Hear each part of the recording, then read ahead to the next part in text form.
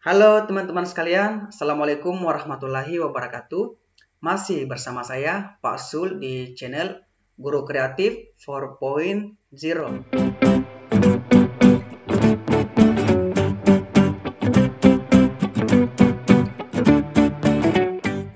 Baik teman-teman sekalian, masih seputar tryout P3K tahun 2021. Nah teman-teman, di video sebelumnya kami telah memberikan tryout di kompetensi manajerial, kompetensi sosiokultural, dan kompetensi teknis. Nah untuk video kali ini kami akan memberikan tryout di soal bakat skolastik, yang mana teman-teman pada saat seleksi P3K nanti ada sekitar 40 nomor soal bakat skolastik. Untuk itu bagi teman-teman yang baru bergabung, jangan lupa subscribe serta aktifkan tombol loncengnya agar teman-teman tetap dapat mendapatkan notifikasi dari kami seputar informasi mengenai P3K, soal dan pembahasan P3K, dan informasi-informasi penting lainnya yang dapat mempermudah teman-teman nantinya untuk lulus P3K di tahun 2021. Tata cara tryout teman-teman seperti biasanya, teman-teman harus siapkan alat tulis teman-teman terlebih dahulu. Kemudian nanti ada soal 10 nomor, waktu pengerjaan 10 detik per soal. Silakan teman-teman pilih jawaban yang benar. Setelah itu kami akan bahas jawaban yang benarnya. Kemudian hasil tryoutnya teman-teman ditulis di kolom komentar atau di grup Telegram. Tentunya seperti ini, jumlah benar saya 10 dan jumlah salah saya 0. Baik, kita langsung saja ke nomor 1. Raihan adalah siswa yang paling pandai di kelasnya. Lana kalah pandai dibanding Noka, tetapi Noka sama pandainya dengan Lala. Lala lebih pandai dari Ardi. A. Noka tidak lebih pandai daripada Lana. B. Lana tidak kalah pandai dari Raihan. C. Lala lebih pandai dari Raihan. D. Lala lebih pandai daripada Lana. Dan E. Adi lebih pandai daripada Noka. Waktu pengerjaan dimulai dari sekarang.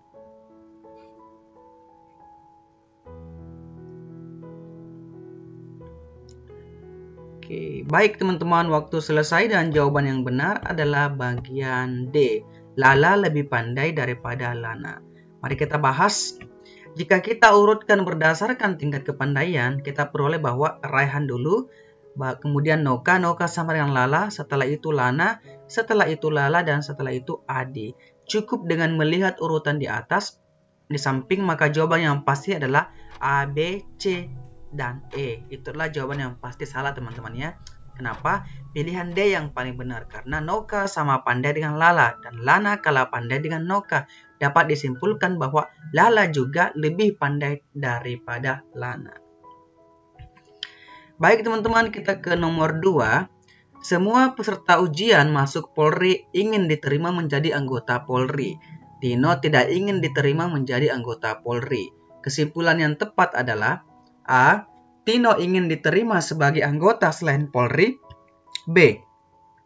Tino tidak ingin lulus ujian masuk Polri. C. Tino peserta ujian masuk Polri. D.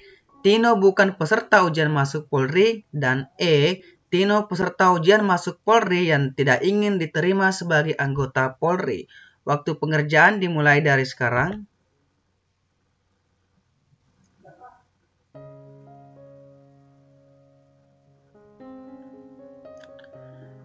Oke, baik teman-teman, waktu selesai dan jawaban yang benar adalah bagian D. Tino bukan peserta ujian masuk Polri. Kenapa jawabannya D? Teman-teman, mari kita bahas.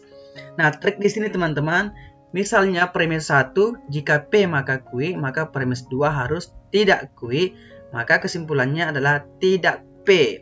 Jadi misalnya P, peserta ujian masuk Polri, Q ingin diterima sebagai anggota Polri. Maka kesimpulan akhirnya Tino bukan peserta ujian masuk Polri. Oleh karena itu jawaban yang paling benar adalah bagian D. Tino bukan peserta ujian masuk Polri. Kita ke soal nomor 3. Memancing adalah aktivitas Ilham pada hari Minggu. Hari Minggu ini Ilham banyak pekerjaan. A. Hari Minggu Ilham tidak memancing. B. Hari Minggu Ilham ragu untuk memancing. C. Ilham memancing pada hari selain Minggu. D. Ilham tidak memancing jika banyak pekerjaan. E. Hari Minggu ini Ilham pergi memancing walaupun banyak pekerjaan. Waktu menjawab dimulai dari sekarang.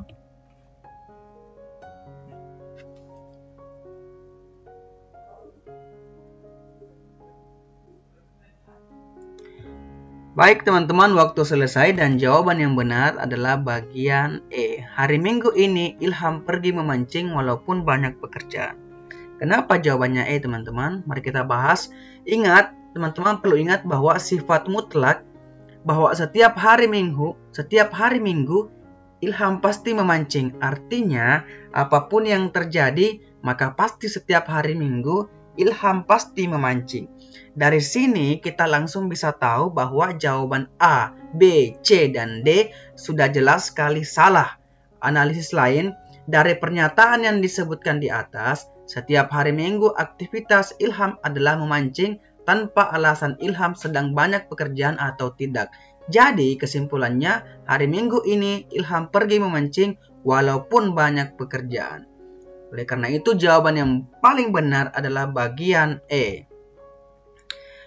Kita ke soal selanjutnya, soal nomor 4. Jika binatang itu unta, maka binatang itu berkaki 4. Binatang itu berkaki 2. Dengan demikian, A, binatang itu adalah burung. B, binatang itu pasti bukan unta. C, binatang itu mungkin bukan unta. D, binatang itu bisa saja burung atau unta. Dan E, binatang itu bukan burung. Waktu menjawab dimulai dari sekarang.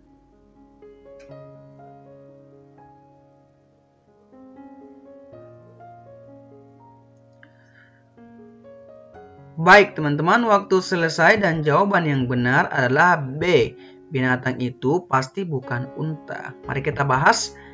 Trik di sini teman-teman, jika premis 1, jika P maka Q, premis 2 tidak Q, maka kesimpulannya adalah tidak P. Misalnya P adalah unta, Q adalah berkaki 4, karena berkaki 2 bukan berkaki 4, maka pasti binatang itu pasti bukan unta. Oleh karena itu teman-teman, jawaban yang paling benar adalah bagian B. Mari kita ke soal nomor 5. Semua ban terbuat dari karet. Semua karet bersifat elastis. Sebagian karet berwarna hitam. A. Semua ban elastis dan berwarna hitam. B. Semua ban berwarna hitam. C. Semua ban elastis berwarna hitam. D. Sebagian ban berwarna hitam terbuat dari karet. Dan E. Semua ban elastis dan terbuat dari karet. Waktu menjawab dimulai dari sekarang.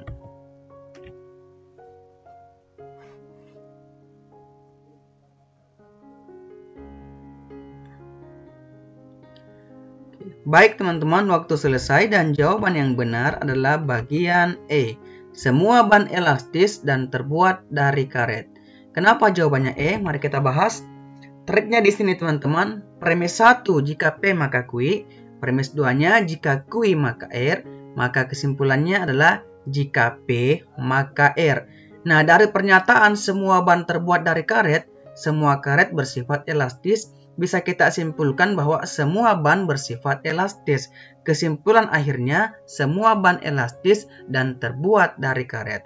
Maka jawaban yang paling benar adalah bagian E. Mari kita ke soal selanjutnya, soal nomor 6. Jika Andi rajin, maka disayang ibu. Jika Andi disayang ibu, maka ia disayang bapak.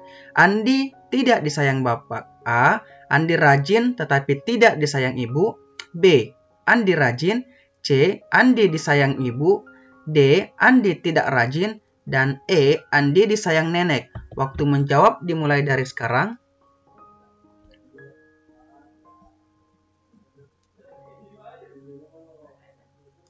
Baik teman-teman, waktu selesai dan jawaban yang benar adalah bagian D. Andi tidak rajin. Kenapa D teman-teman? Mari kita bahas. Misalkan P. Andi rajin.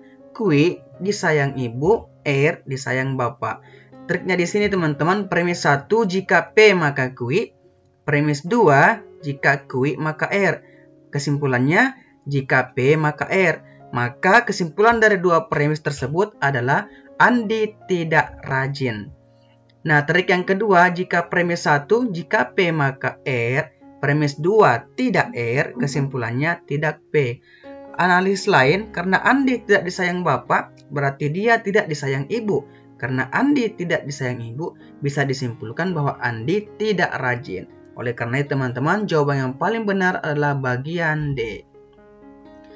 Mari kita ke soal selanjutnya, soal nomor 7. Semua pohon di kebun paksa Ringun berdaun hijau. Semua anak paksa Ringun suka menanam pohon. Karti membawa tangkai pohon berdaun hijau. A. Tangkai yang dibawa Karti bukan dari kebun paksa Ringun. B. Pohon di kebun paksa Ringun ternyata ada yang memiliki daun warna hijau. C. Karti suka pohon berdaun kuning. D. Anak paksa Ringun suka pohon berdaun kuning. E. Paksa Ringun juga menanam pohon berdaun kuning. Waktu menjawab dimulai dari sekarang.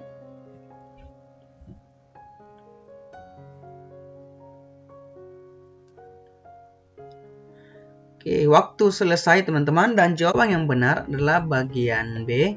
Pohon di kebun paksa Ringun ternyata ada yang memiliki daun warna hijau. Mari kita bahas, perhatikan pernyataan berikut. Semua pohon di kebun paksa Ringun berdaun hijau. Semua anak pohon paksa Ringun suka menanam pohon. 3. Karti membawa tangkai pohon berdaun hijau. Analis jawaban, jawaban A salah karena jawaban A belum tentu benar dan tidak dimuat dalam pernyataan. B. Jawaban B pasti benar karena semua pohon di kebun paksa Ringun berdaun hijau. Jawaban C salah, tidak ada pernyataan yang menjelaskan perihal Karti suka daun kuning. Jawaban D dan E juga salah karena pernyataan tidak memberikan informasi tentang perihal daun kuning. Oleh karena itu teman-teman, jawaban yang benar adalah bagian B. Pohon di kebun paksa Ringun ternyata ada yang memiliki daun warna hijau. Kita ke soal nomor 8. Tanaman yang bijinya berkeping dua memiliki akar tunggang. Semua tumbuhan palem memiliki akar serabut. Tanaman X adalah tanaman yang bijinya berkeping dua. A. Tanaman X adalah tanaman jenis palem. B. Tanaman X adalah tumbuhan palem yang memiliki akar tunggang. C. Tanaman X bukan tumbuhan palem. D. Tanaman palem yang memiliki akar tunggang adalah tanaman X. E. Tanaman X adalah tanaman mangga. Waktu menjawab dimulai dari sekarang.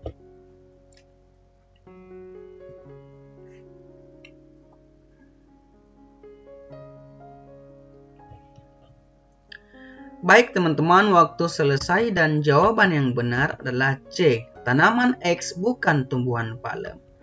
Saya kira jelas ya teman-teman, karena tumbuhan palem memiliki akar serabut, maka palem merupakan tanaman yang bijinya berkeping satu, sedangkan tanaman X adalah tanaman yang bijinya berkeping dua. Maka tanaman X bukan merupakan tumbuhan palem. Kita ke soal nomor 9. Pengendara sepeda motor jika melewati jalan protokol harus memakai helm, sementara mahasiswa yang mengendarai sepeda motor tidak memakai helm. A. Sementara mahasiswa yang mengendarai sepeda motor dapat lewat jalan protokol. B. Semua mahasiswa bersepeda motor tidak boleh melewati jalan protokol. C. Semua mahasiswa harus memakai helm jika mengendarai sepeda motor.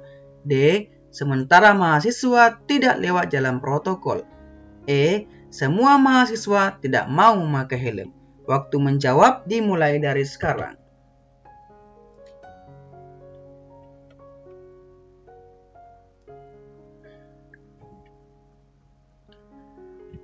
Waktu selesai dan jawaban yang benar adalah bagian D. Sementara mahasiswa tidak lewat jalan protokol. Mari kita bahas teman-teman. Triknya di sini, premis 1, jika P maka Q, premis 2-nya tidak Q, maka kesimpulannya adalah tidak P. Contoh, misalnya, P melewati jalan protokol, Q-nya harus memakai helm. Jika tidak memakai helm, maka tidak melewati jalan protokol. Dengan demikian, karena ada mahasiswa tidak memakai helm, maka ada mahasiswa tidak lewat jalan protokol. Maka teman-teman, jawaban yang paling benar di sini adalah bagian D. Sementara mahasiswa tidak lewat jalan protokol. Soal terakhir teman-teman, soal nomor 10. Semua manusia tidak bersayap. Kuda adalah hewan pemakan rumput. A. manusia tidak makan rumput. B. Kuda tidak bersayap. C. Manusia dan kuda tidak bersayap dan tidak makan rumput. D. Manusia sama dengan kuda. Dan E. Tidak dapat ditarik kesimpulan. Waktu menjawab dimulai dari sekarang.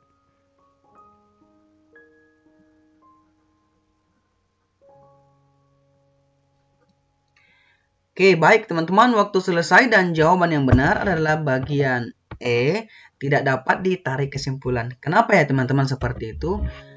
Pembahasannya teman-teman, mari kita bahas pernyataan, perhatikan pernyataan kembali. Pernyataan pertama, semua manusia tidak bersayap. Pernyataan kedua, kuda adalah hewan pemakan rumput.